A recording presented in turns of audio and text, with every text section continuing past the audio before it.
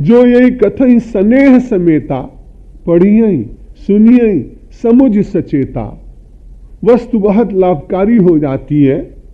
पुराने कोई वैद्य के पास आप जाएं तो आपको सहस्त्रपुटी अभ्रक देंगे किसी विशेष रोग के लिए, लेकिन जब वो देते हैं तो उसके साथ ये कहते हैं कि भाई इसको तुम लोगे, मलाई के साथ लोगे तो ये लाभ होगा, और मधु के साथ लोगे तो ये लाभ होगा। लेकिन कोई ऐसा नहीं कहता है कि इस अभ्रक को ले जाओ और इसकी फंकी मार करके ऊपर से दूध पी लेना, ऐसा कोई नहीं कहता। जैसे अभ्रक व्यक्ति को जीवनी शक्ति देती है, उसको चैतन्यता प्रदान करती है, ठीक वैसे ही ये भगवान की कथा जो सुनाई जाती है वो तो अभ्रक के तुल्य है, लेकिन उसमें जो स्नेह है वो निश्चित रूप से मलाई है। यदि उसके साथ ली जाए तो उसको बड़ा लाभ होगा जो इसे श्रवण करता है और जो इसे कहता है।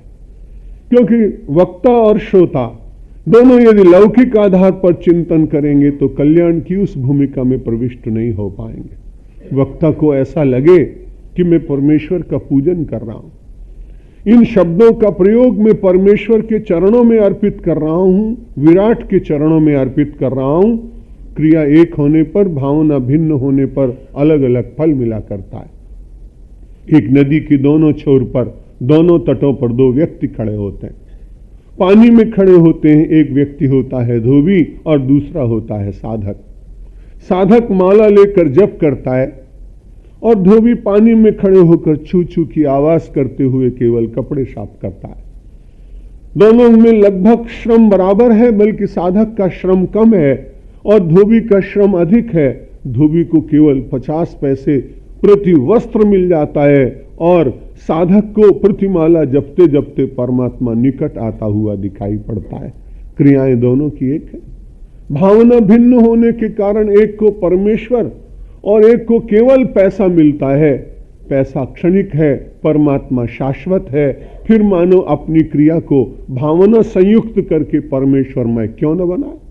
यदि उसी क्रिया के द्वारा भगवान मिलते हों और उसी क्रिया के द्वारा ये केवल जगत का किंचित लाभ मिलता हो, तो किंचित लाभ का विस्मरण कर वृहद लाभ प्राप्ति करने का प्रयत्न व्यक्ति को क्यों नहीं करना चाहिए।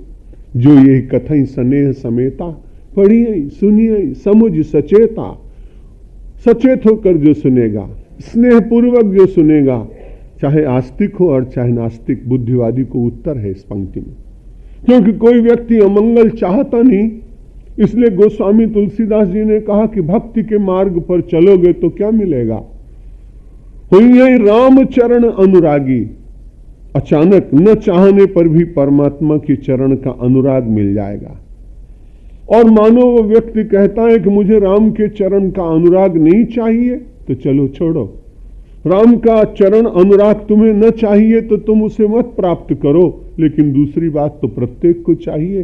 कलिमल रहित सुमंगल भागी। कली का जो कठिन मल है वो हमसे छूट जाए, मेरे मित्रों से छूट जाए, मेरे भृत्यों से छूट जाए, मेरे कर्मचारियों के भीतर असत वृत्ति न रहे, ऐसा कौन व्यक्ति है जो नहीं चाहेगा।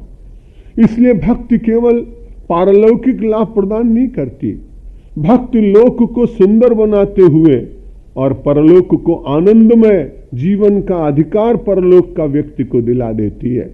कोई व्यक्ति चलना चाहता हो, मार्ग में बहुत कांटे हों, चलेगा, लेकिन उन कांटों को बचा बचा के चलना पड़ेगा और फिर भी कभी कांटा लग भी सकता है।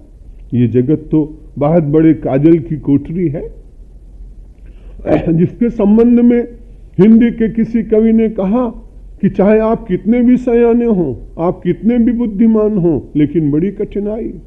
ये जगत की काजल कोठरी में जब कोई आदमी चलेगा तो काजल की कोठरी में कैसो ही सयान हो जाए। एक रेख काजल की लागी है पे लागी है।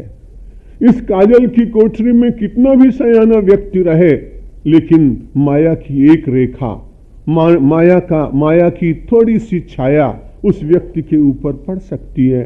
कंटका किरण जगत का मार्ग है। इन कंटकों का परिहार कौन करेगा। व्यक्ति अपने आप कर सके, बहुत कठिनाई है, इसलिए वो परमेश्वर का आश्रय लेता है।